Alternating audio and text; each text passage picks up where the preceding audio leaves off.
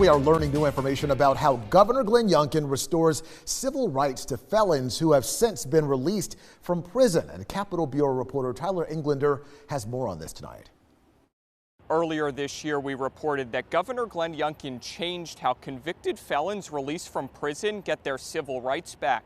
Now new documents are casting light on how transparent that process really is. New documents are giving Virginians a better look at the rights restoration process used by Governor Glenn Youngkin.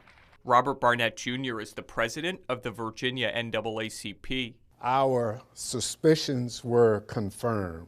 There is no clear process for restoration of rights in this administration. In Virginia, felons permanently lose the right to vote, but the governor has the power to restore that right once a person has been released from behind bars.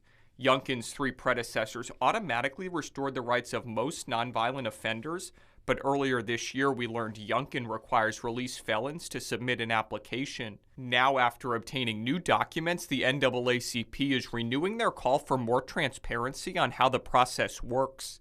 In one email, someone who says they're a nonviolent felon gets an email from the office of the Secretary of the Commonwealth saying he was, quote, deemed ineligible for restoration of rights at this time.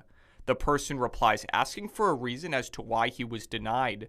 The only response he gets is that, quote, the governor has the final decision and that he can repetition in a year. And that's really not adequate with regards to returning citizens into the community and not having a voice in the community that they should have. In an email, a Youngkin spokesperson told us the governor firmly believes in the importance of second chances, but she didn't elaborate on what criteria the governor uses to make his decision on restoring someone's rights. However, in July, then Secretary of the Commonwealth Kay Cole James wrote to the NAACP saying the governor is, quote, less likely to quickly restore the voting rights of anyone who used a firearm in the commission of a crime, and that generally speaking, but not always, he'll work to restore the voting rights of those who committed nonviolent crimes. Several lawsuits challenging Virginia's law that automatically strips felons of certain civil rights have been filed in recent months. Those cases are still ongoing. At the state capitol, I'm Tyler Englander.